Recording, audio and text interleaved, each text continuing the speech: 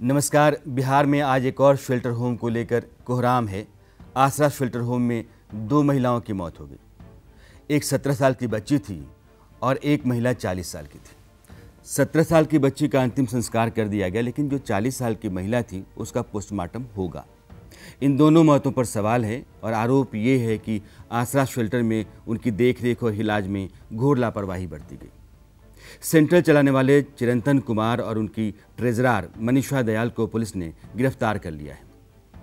मनीषा दयाल की तस्वीरें जेडीयू और आरजेडी के नेताओं के साथ सोशल मीडिया पर वायरल हो रही हैं, लेकिन सच ये भी है कि सामाजिक जीवन में रहने वालों के साथ फोटो उतना मतलब नहीं रखती।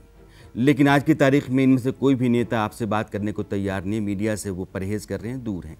हाँ, मनीषा दयाल की जो ग्लैमरस लाइफ है, उनके नेताओं अधिकारियों के साथ जो रसूख हैं, इस बात का इशारा ज़रूर कर रहे हैं कि बिहार में शेल्टर होम की आड़ में पैसा कमाने और बच्चियों महिलाओं के साथ मवेशियों जैसा बर्ताव करने, उनके उत्पीड़न और यौन शोषण की एक काली दुनिया जो तैयार करने या चक्र रचने का खेल चल रहा है, उसका मोहरा मनीषा दयाल भी हो सकती हैं। मनीषा खुद को अनुमाया ह्यूमन रिसोर्स फाउंडेशन की डायरेक्टर भी बताती हैं। इनके जो करीबी लोग हैं इन्हें मिली बुलाते हैं और कभी मॉडलिंग करने वाली ये मिली साहिबा जो हैं वो event management, sports tournament, beauty competition वगैरह करवाती रही हैं और ऐसे मौक़ों पर वज़नदार नेताओं को बुलाती रही हैं। ऐसे में आसरा शेल्टर होम की तरफ से इनके रसूख का इस्तेमाल किया जाता रहा होगा, इससे हम इनकार नहीं कर सकते। हाल ही में टिस की जो रिपोर्ट आई, जिसके बाद मुजफ्फरपुर जैसा कांड सामने आया, उस रिपोर्ट में ये कहा गया कि बिहार के 110 शेल्टर होम में से सिर्फ 6 ही ठीक ठाक चल रहे हैं, यानी 104 शेल्टर होम की हालत खस्ता है, ख़राब है। जो लोग कह रहे हैं उनकी ज़िंदगी नरक है, यानी कि जो लोग रह रहे हैं उनकी ज़िंदगी नरक है, फिर भी ये चल रहे हैं। क्यों? राज्य सरकार का समाज कल्याण विभाग, उससे जुड़े जिला स्तर तक के अधिकारियों का एक बड़ा तंत्र है जो इसकी निगरानी करता है कि ये शेल्टर होम चलते कैसे हैं। ये पूरा महकमा हमारे आपके पैसे से चलता है, तो फिर जो बेआसरा, लाचार, मजबूर लोग हैं उनको एक ठीक ठाक ठिकाना देने की बात क्यों नहीं हो पाती है? और ये जितने भी शेल्टर होम है ये पैसा बनाने और अपनी हवस पूरी करने का जरिया इनको कैसे बनाए हुए हैं? दरअसल बिहार में शेल्टर होम चलाने का एक सिंडिकेट काम कर रहा है। ब्रजेश ठाकुर जो मुजफ्फरपुर के शेल्टर होम को चला रहा था और जेल में है, उसके रिश्ते राज्य की समाज कल्याण मंत्री रही मंजू वर्मा के पति से रहे हैं। ये सीबीआई की जांच कहती है। इसी दबाव में मंजू वर्मा ने इस्तीफा दिया। उसके शेल्टर होम में 34 बच्चियों के साथ रेप हुआ, ये मेडिकल रिपोर्ट कहती है। मूछ वाले अंकल, अल्तोल वाले अंकल गंदा काम करते थे, ये बच्चियाँ कह चुकी हैं। ब्रजेश ठाकुर की कॉल डिटेल्स में उसकी बातचीत मंजू वर्मा के पति चंद्रशेखर वर्मा से होती रही है, यह भी साबित हो चुका है।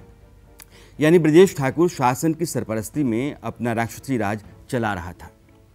इस मामले को थोड़ा और आगे बढ़ाते हैं। सीतामढ़ी में एक एनजीओ जिसका नाम सेंटर डायरेक्ट है, वो बालगृह चला रहा था।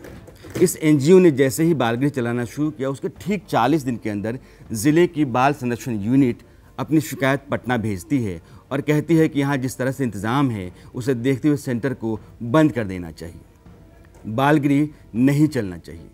लेकिन यह चिट्ठी 10 महीने तक धूल फांकती है।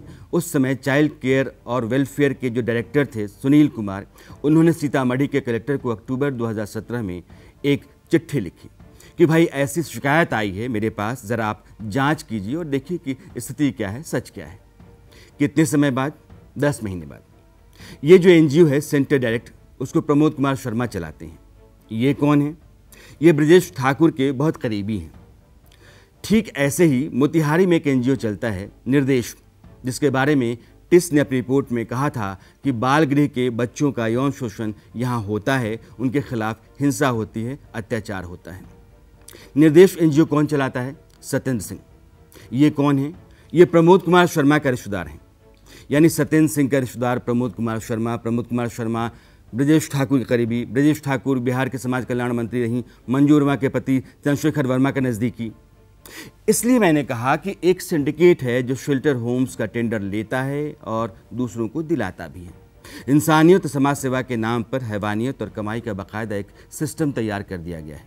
मनीषा दयाल और वो जिस एनजीओ आसरा से जुड़ी हुई है, मुमकिन है इसी तरह के सिंडिकेट का हिस्सा हो। नीतीश कुमार की सरकार अगर इसके बाद भी नहीं जागती है तो यकीन मानिए समूची व्यवस्था को कुछ ताकतवर लोगों ने अपने शिकंजे में ले रखा है और उन पर हाथ रखने का अंजाम कुछ सफ़ेद पोश लोगों के चेहरे बेनकाब हो सकते हैं।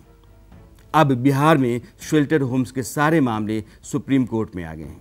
मंगलवार को इस पर सुनवाई है, लेकिन बिहार में अभी तक जो खबरें आई हैं, बिहार में अलग अलग ज़िलों में शेल्टर होम्स में जो हालात सामने आए हैं, जिस तरीके से यौन शोषण के मामले आए हैं, अत्याचार के मामले आए हैं, एक सिंडिकेट, एक नक्सस दिखता हुआ सा लग रहा है, सीबीआई की जांच चल रही है, मामला सुप्रीम कोर्ट में है, यह सब कुछ एक बड़ा और संगीन सवाल ज़रूर खड़ा करता है।